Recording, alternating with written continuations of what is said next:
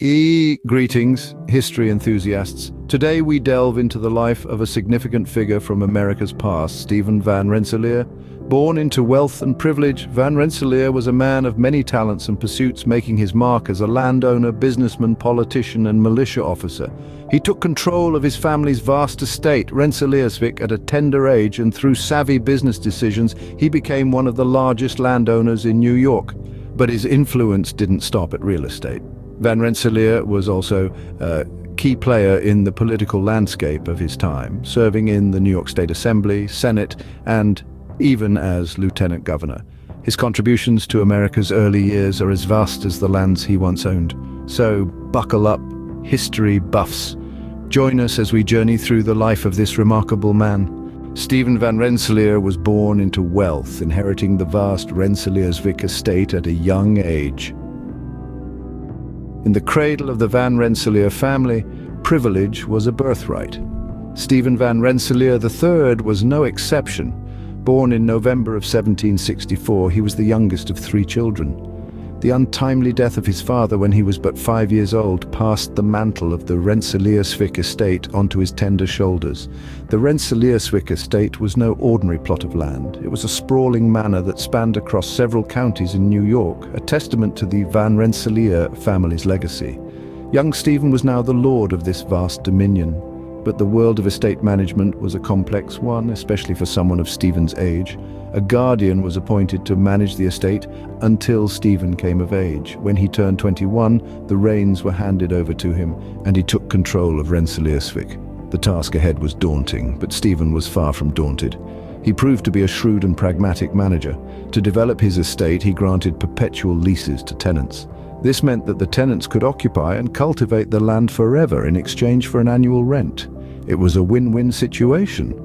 The tenants benefited from the stability, and Stephen had a steady stream of income. This strategy worked wonders. It not only boosted the productivity of the estate, but also attracted more tenants. The population of Rensselaerswyck swelled, and so did its profitability. Stephen's wealth grew exponentially, making him one of the most substantial landowners in New York. His savvy management of Rensselaerswyck solidified his position as one of New York's most substantial landowners. Thus, the young inheritor of Rensselaerswyck, through his innovative approach and astute management, firmly etched his name in the annals of estate ownership. Beyond his business pursuits, Stephen Van Rensselaer was a man of politics.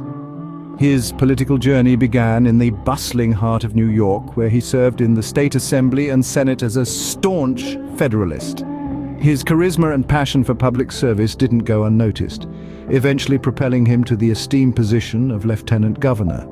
In these roles, Van Rensselaer was no mere figurehead. He was an active participant in the political discourse of the time, championing policies that he believed were in the best interest of the public. It was during this time that he developed a keen understanding of the intricate dynamics of political power and the importance of strategic alliances. One such alliance was his support for John Quincy Adams, the 6th President of the United States. Van Rensselaer's backing was instrumental in securing Adams' presidency, a testament to his influence and political acumen. However, his political ambitions didn't stop at the state level. Van Rensselaer also served in the U.S. House of Representatives, bringing his unique perspective and unwavering dedication to the national stage. Here he continued to advocate for policies that he believed would benefit the public, never shying away from voicing his beliefs, even when they were unpopular. But what set Van Rensselaer apart from his contemporaries was not just his political career. It was his genuine commitment to the public good. He saw politics not as a game of power, but as a platform to effect positive change. His service in the State Assembly, Senate, and the House of Representatives, as well as his tenure as Lieutenant Governor, were all marked by this underlying principle. So when we talk about Stephen Van Rensselaer's political career, we're not just talking about a series of political appointments. We're talking about a man who used his influence to make a difference, who saw public service as a duty, not a privilege. Van Rensselaer's political career was marked by his commitment to the public good. Stephen Van Rensselaer was not just a politician and businessman, he was a proponent of higher education and civic activism. His legacy is indelibly marked by his contributions to academia and society, which still resonate today. One of his most notable contributions to education was the founding of the Rensselaer Polytechnic Institute. Believing in the transformative power of education, Van Rensselaer used his wealth to establish this institute, which has since become a leading institution for technological research and science. His vision for a higher education institution that could equip students with practical skills was revolutionary for its time, and its impact is seen in the countless graduates who have gone on to shape our modern world. But his dedication to societal advancement wasn't limited to education. He also played a pivotal role in the cultural life of Albany, New York. He was the founder of Albany's public library, a move that demonstrated his commitment to literacy and self-education. Additionally, he established the Institute of History and Arts, again showing his belief in the power of cultural institutions to enrich society. Van Rensselaer's civic activism extended beyond the realm of education and culture.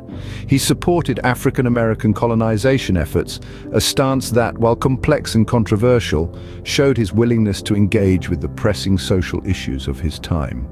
His contributions to education and civic life are a testament to his commitment to progress and social advancement.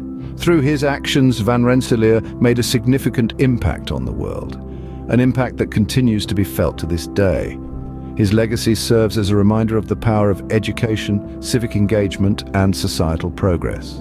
Stephen Van Rensselaer's life was not without conflict. While his philanthropic and political contributions were indeed significant, Van Rensselaer was also a dedicated militia officer. During the War of 1812, a conflict that arose between the United States and the United Kingdom, he played a pivotal role. Commanding troops and demonstrating leadership, Van Rensselaer was a stalwart on the battlefield. His military service, however, was not his only encounter with contention. Following his death, a significant dispute known as the Anti-Rent War flared up. This was a direct consequence of Van Rensselaer's landowning practices. You see, he was one of the largest landowners in New York, having developed his family's estate, Rensselaerswyck, by granting perpetual leases to tenants. While this enabled him to accumulate substantial wealth, it also sowed the seeds for future discord. Van Rensselaer's death in 1839 left his heirs with a dilemma. The tenants, who had been paying rent for generations, were now being asked to pay up. The new landlords were intent on collecting the lease payments, but the tenants were not so willing to part with their hard-earned money. This disagreement led to a widespread revolt against the landlords, sparking the anti-renter war. The conflict lasted for several years, marking a turbulent period in the region's history. It brought into sharp focus the deep-seated issues surrounding land ownership and tenant rights. The anti-rent war was a significant event, one that would ultimately lead to significant changes in the property laws of New York. Despite these challenges, Stephen Van Rensselaer's legacy remains one of influence and achievement.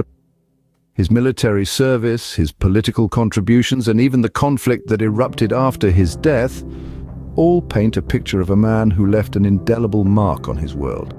Indeed, the life of Stephen Van Rensselaer is a testament to the complexities and contradictions of human endeavor. Stephen Van Rensselaer's life was a tapestry of business, politics, education, and conflict. He was a man of many roles, each interwoven to create a life of remarkable breadth and depth. As a young landowner, he developed Rensselaerswyck into a thriving estate, becoming one of the largest landowners in New York. His astute business acumen was equally matched by his political prowess. Serving as a Federalist in the New York State Assembly, Senate, and as Lieutenant Governor, he was a force to be reckoned with. In the realm of education, his legacy is profound. The founder of Rensselaer Polytechnic Institute, he championed higher learning and intellectual growth.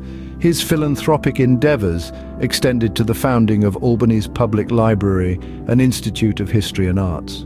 His military service was not without its challenges, commanding troops during the War of 1812 and later facing the anti-rent war.